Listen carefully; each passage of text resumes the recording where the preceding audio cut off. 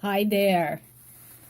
I have an art journal that I keep around, different art journals for different purposes. This is one of those Delusions journals. This is one that I started in 2013. I'm going to go back to using this. And what I'm going to do today is some sketching. And I have this spoon. I've always loved this old spoon that I got. I must have got it at a flea market or a garage sale. I don't know how much of it you can see. And it's nothing really special except for I like it. I have to get my nose up to read the marking on the back. I can't quite read it. But I enjoy this spoon. Look, I got paint on it. I keep it on my desk here. But that's okay.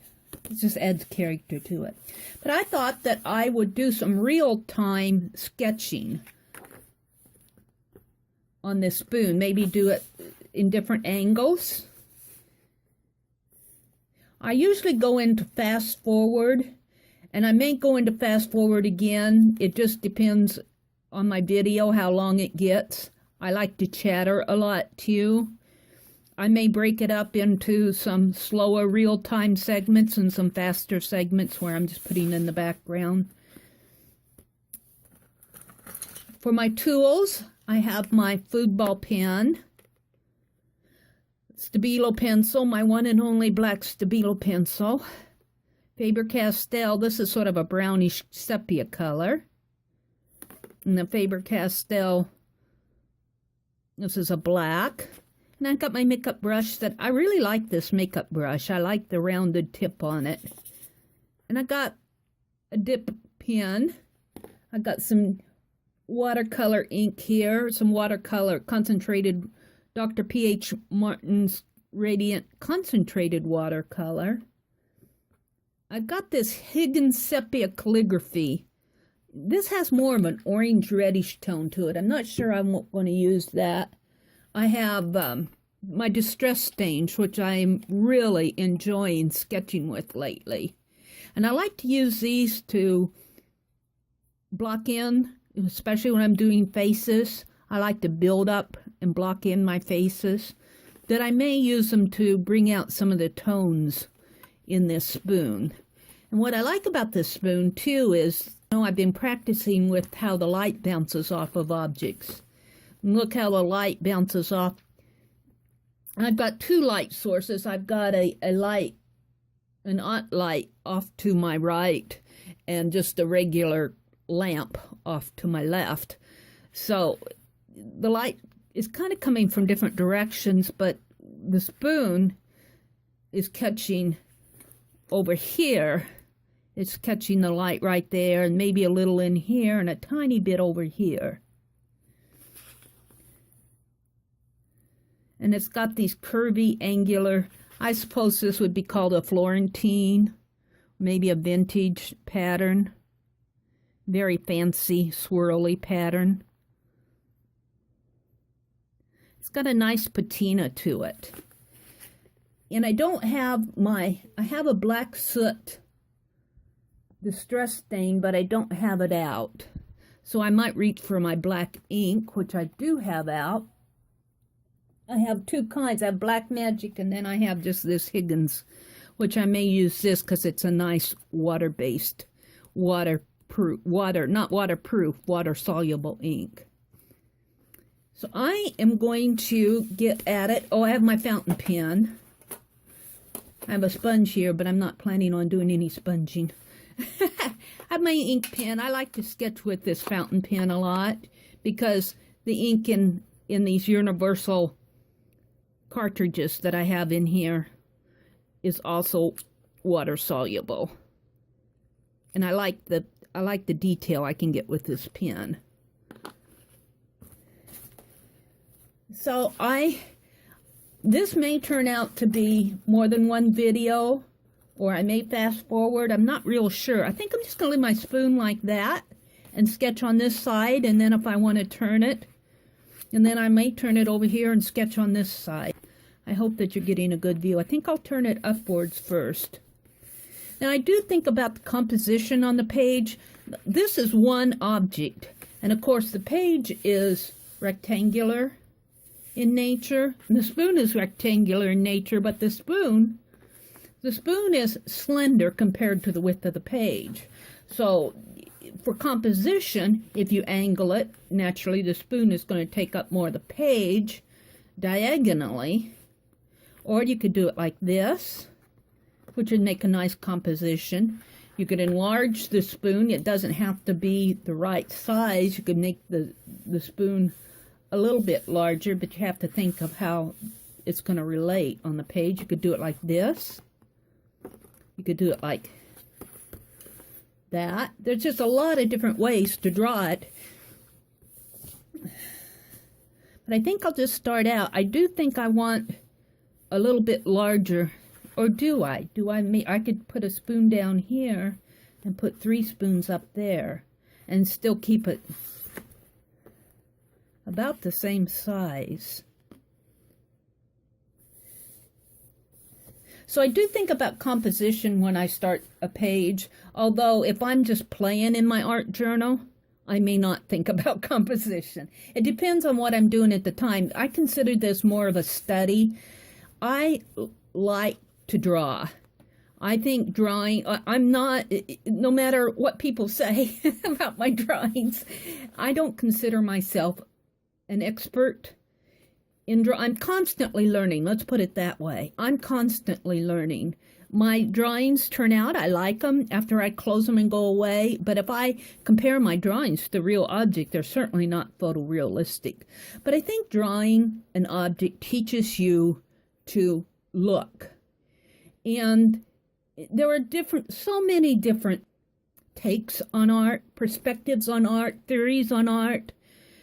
Take our journaling by fives that's hot on the internet now, hot on YouTube. Everybody's doing journaling by fives, which is a very fast process, and it's a very fun thing to do.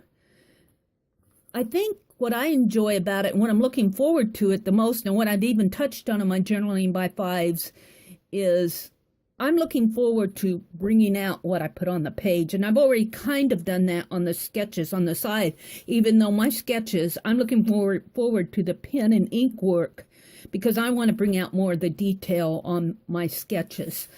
And that's what I'm getting with journaling by, the difference between journaling by fives, where you're just doing fast work, and you are certainly bringing out the beauty that happens when you do something fast and you're not thinking about it. That certainly it has its place in art journaling. Chat intermission. While I was creating this video, Shannon Green, a la Journaling by Fives, left a really good comment on my chat video clarifying her intended purpose of the Journaling by Fives project. Let's take a break and read her comment. She makes some really good points about the purpose of the project and about creating art. Besides, I just love doing these screen captures. While I was editing my video for drawing my spoons, I got a comment from Shannon on my chit chat #1 reply to comments, but this one just fits my drawing, and since I talked about journaling by fives, Shannon clarified a little bit more in her comment about the purpose of journaling by fives, and I really feel like I need to read her comment here. I had said in my video that I didn't intend on being a deviant, and that's why she's replying, "You little deviant you, slow is not a bad thing, and doing things your own way is not a bad thing either. I do want to clarify that it was never my goal to have anyone complete 20 pages in 2.5 hours, and that was my understanding of what journaling by five was, so I was kind of off on the wrong track there on her purpose." She said, "Really, that's just not possible. In fact, for those who are following the guidelines, they are instructed not to go over the 15 minutes in order to finish all 20 pages. If they don't get a stamp on that last page before the timer goes off, then that last page just doesn't get a stamp."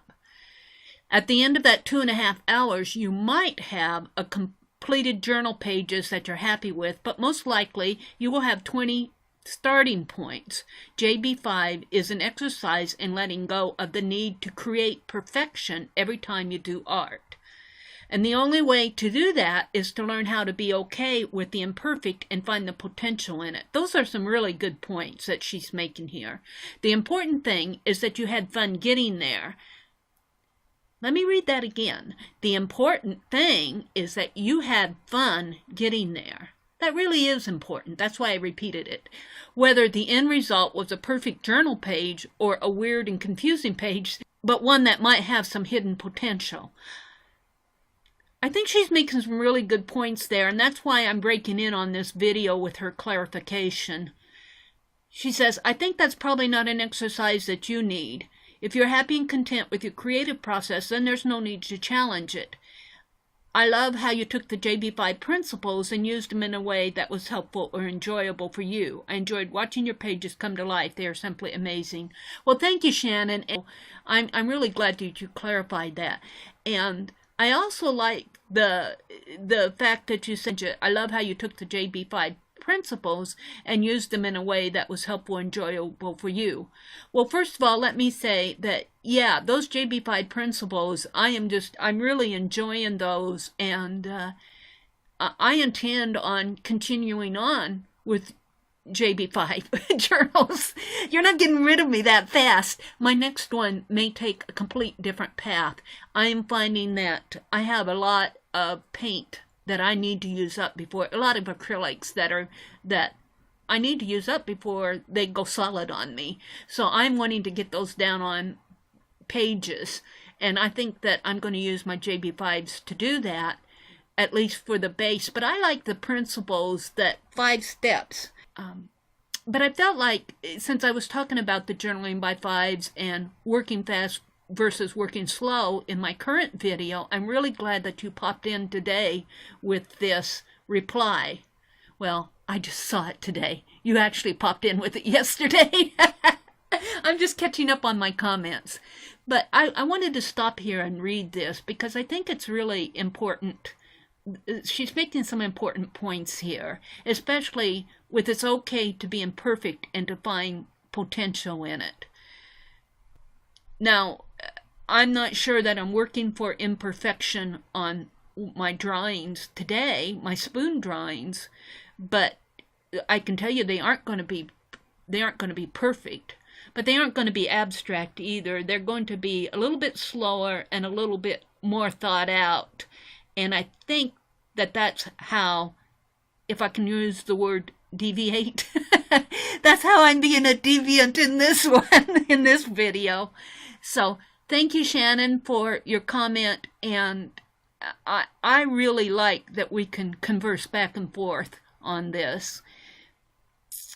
So I'm going to go back to my spoon videos now, but I wanted to bring this comment out and reply to Shannon's comment here because I think she's making some really good points. I think that drawing and sketching, I don't care if you call it a sketchbook, an art journal, a practice book, a figuring book, which is I call my other book where I plan my projects, a figuring book. I don't care whether you call it a Hobonichi, a Midori, a Fodori, whatever you call, whatever you're putting your art into. I think that drawing forces you to look at an object, and I like that aspect of art. And observing, taking time to oh, look at how the light bounces off there. I wonder how do I replicate that, or how can I even represent it? If I'm not replicating it, how can I portray it?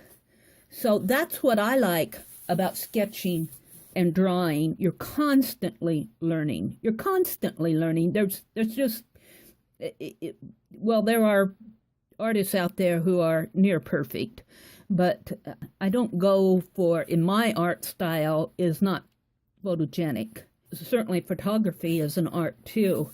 So I think there's something with the difference of all these different styles is what I'm getting at. Drawing something, expressing something, learning about composition on your page. is one style drawing. Another style may be photogenic, where where you are, you've accomplished that. It looks like a photograph. I mean, there are artists out there that do amazing, beautiful work. And then there's photography, which is certainly an art. Using your camera to see a beauty of an object, which is what I would do if I wanted something photogenic. But then there's just expression, and there's doing fast art and finding the beauty in something that you've just slapped down on the page. And slap not meaning derogatory, but you worked in a very fast method, and you brought the beauty of that page out just by putting your paint down in a very fast manner.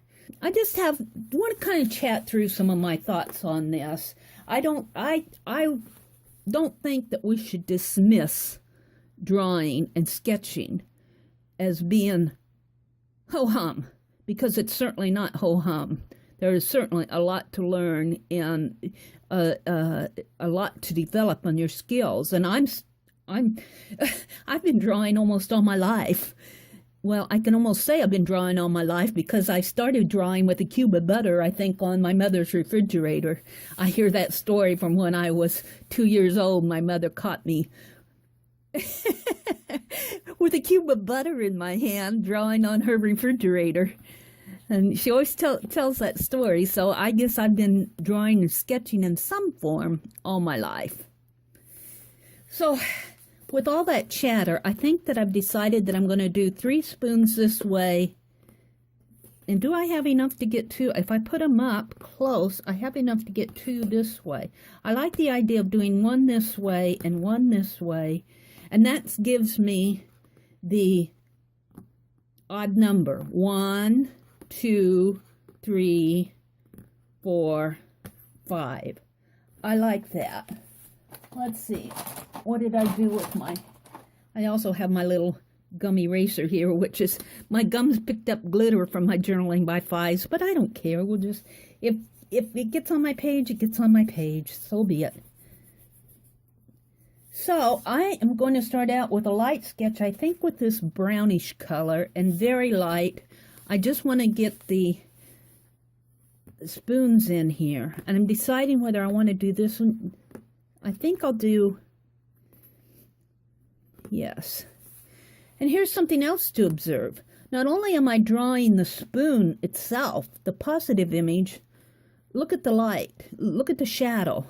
There is a shadow from the light from this way over here, but also I have a light source coming from my right side, which causes a shadow over here.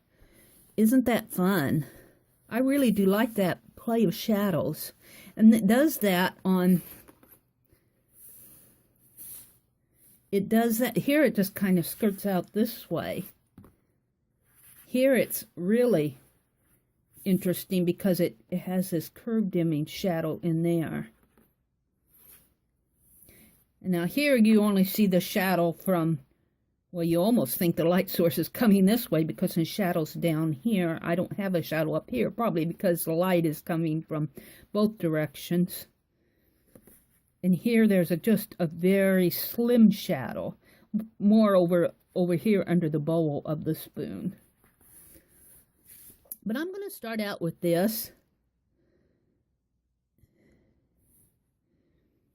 And I think I'm just going to set my spoon right here so that I can get a sense of the shape of it here. Now, how to represent that this curves up. The spoon is an oval, but it also is a bowl. And when you set it down on your page, the bottom of your spoon here rests right there. But the top of your spoon is slanting upward, and there's a space under there. Now, if you draw an oval here, you're getting a very flat shape. And to be honest with you, I have the same sense of that happening when I draw noses. I've said several times that noses are the hardest thing for me to do, mostly because I don't work from a live model. I do not have anybody's face in front of me drawing a nose. So I'm drawing from photographs, and photographs are naturally two-dimensional, and the only thing that you have on the sense of the shape of a nose, this is not a nose this way, but if you put it this way, or perhaps this way, it could become a nose. But that's what I'm saying. If I draw an oval here, and let me just do it with a piece of scratch paper here. If I draw an oval like this, I get a very flat object, right? So how to represent that space underneath here? Here it's very flat. So how am I going to tell this page that there's space under there? Now you could do it probably with a little bit of the shadow coming under here. But there's also shadow under here, over here. Now does that make that a little bit more dimensional? Like this. And maybe the depth of the spoon coming in here. And there's not a whole lot of highlight. The highlights are hitting here and here. And there's just a little bit of, but I still don't get that depth that I see when I'm drawing. And I don't know if I'll ever completely achieve it. And the same way here, there's space underneath the handle of that spoon.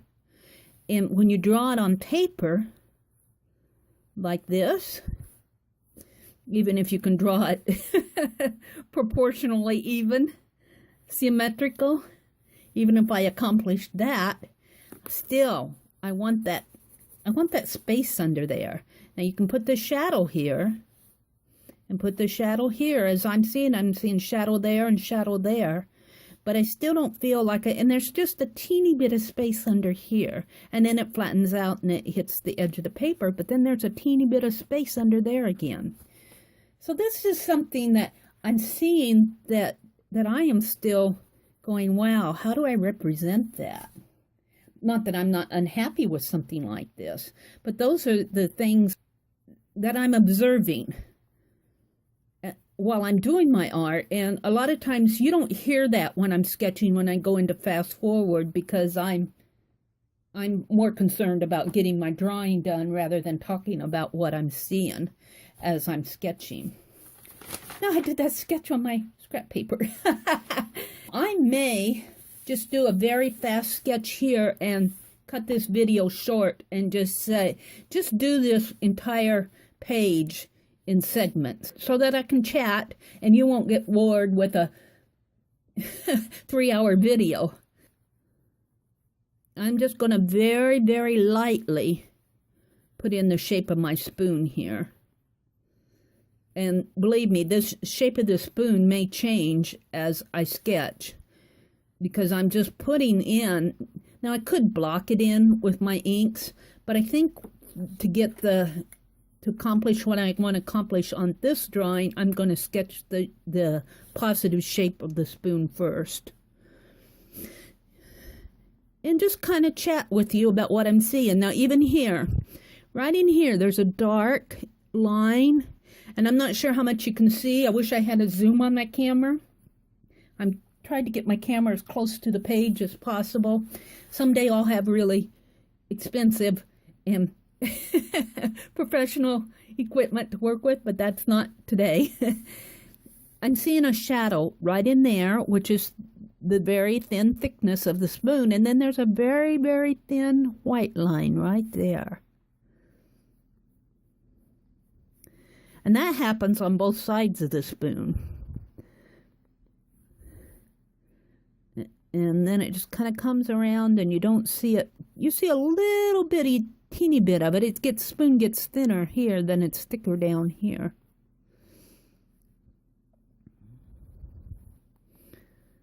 And then it kind of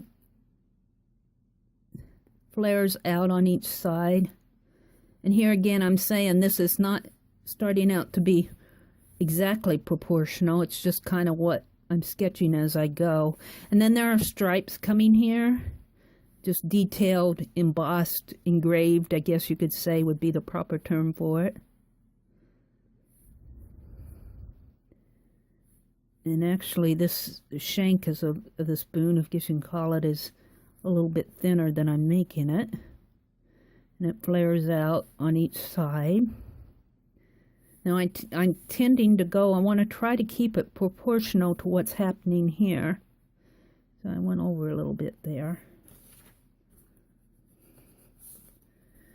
So all I may get accomplished in this video is this very, very light sketch. But I wanted to do something in real time so that you could hear what I'm thinking while I sketch. I know several people have commented on that. Now see, there's a little grape cluster in there. And I have done that before where I'm out doing my urban sketching and I'll slow down the video. Like I think in one video I slowed it down so you could hear the train whistle as the train was going through. And I think one time I slowed it down so you could hear the noon chimes. Let's see, there's a grape cluster in there. And you can't see it. It looks like there's some flowers or something. I spilled paint on it. But I don't want this to get too large. And then it swirls around. See, I'm already, if I go this way, I'm already just a little bit too large. I'm going to erase all that. I want to keep it as proportional as possible, although the bowl of my spoon is a little bit larger too.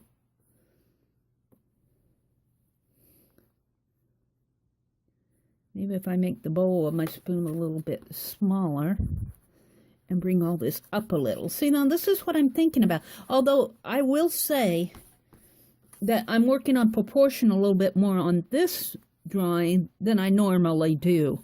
I normally would not worry if the handle of my spoon came down this way. I would say, oh, artistic license. But I kind of want to keep this one proportional because I want to fit 5 spoons on here. So I'm thinking about it a little bit more on here.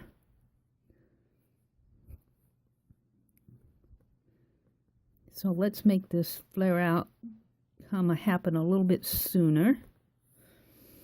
It has a little bit. See, now normally on my other one I started this curve down here and I'm going to start it up here on this one. Has a little bit of a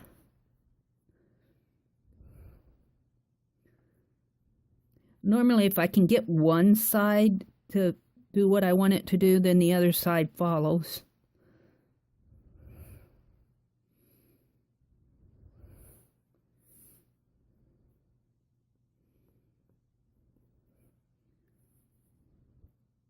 And then I have a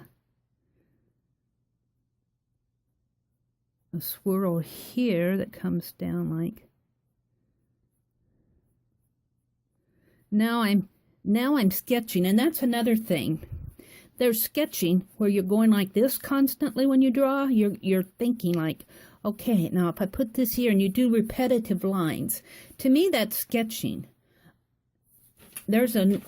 When you're very, very comfortable with drawing, when you can come in and go like this, one line, you know exactly where that line is going, then you've really mastered your art. And I'm certainly not there. See, I had to go back up and so I'm still kind of sketching here. And I think that they're both, it's just my opinion. Just opinion. I think that they both have their place, especially while you're learning. An accomplished artist might be able to come in and go zoot, zoot, zoot, zoot, and have their spoon and have it just look perfect. But there are still those of us who go, this comes like this, and if I put this, and there are those of us who are sketching. Now already see I'm growing just a little bit larger on here, but I noticed that the bowl of my spoon is a little larger too. And I think I got my handle, but I'm going to leave it that way. My handle is coming just at a tiny, I would say maybe a 3-degree angle. And maybe that's because I'm not looking at the spoon straight on. I'm kind of looking at it at a 5-degree angle. I'm not, as I'm seated, my eyesight is kind of going like this at the spoon. Maybe not even that far, maybe. And I think that's why I'm getting just a tiny slight angle that way. It's not straight like this. But I'm going to leave that because I'm not unhappy with it. I'm more unhappy that my spoon handle is going to come down here. Will I have, I guess, if I stop it soon, I'll have enough room. Maybe. I may end up only putting one down here, but then I'll have an even number. I would rather have two. So I'm going to have to be careful on this. I might even bring this up just a teeny bit more. Let's erase all my hard work. Well, I've chatted away. My camera already blinked off once, and that means that I've chatted for 4 gig, and I still haven't finished the bottom of my spoon. But I hope that while I'm chatting here, that I don't do art tutorials, and I don't mean this as a tutorial. It's my opinion that there are talented artists out on YouTube who do excellent tutorials and who teach wonderful classes. I'm not taking classes at this time for various reasons, but I don't mean my videos to be tutorials because I'm doing this just to give you a sense of what's going through my mind when I'm drawing. What am I thinking about? And if you learn something from it, fine. If you learn to look closer, observe closer at what you're drawing, or think about your drawing more while you're doing it, slow down just a little bit and look at that object, learn from it, well, that's great. I guess you could take this as somewhat of a tutorial, but it's not meant to say this is how to do something. It's saying this is what I'm thinking about while I'm doing this, and I felt like drawing today, and it's turned into a chat session. So I hope you enjoyed this. I think I'll keep this up until it may go across several videos. I think I'm going to do it this way, this way, this way, and hopefully if I have room, this way and this way. And I'm just going to draw the spoon over and over at least 5 times and observe how the light hits it. And you'll probably even see it, the light hitting it in different times of the day. Now this is mid-morning. It's approximately, well, it's 11:45 noon. So I may work on this again at 8 o'clock at night and have I have light coming from, a light source from overhead, but I also have a light source from my big window in front of me. And the 2 lights coming from both sides. But even when I'm working on, especially if I'm working with color, the light source makes a difference too. Maybe not on the sketches so much, but if I'm working with different paints and that, you'll see a difference in what I'm working on at the time. So I'm going to close this video now, and I'm going to upload it real time, and let me know what you think.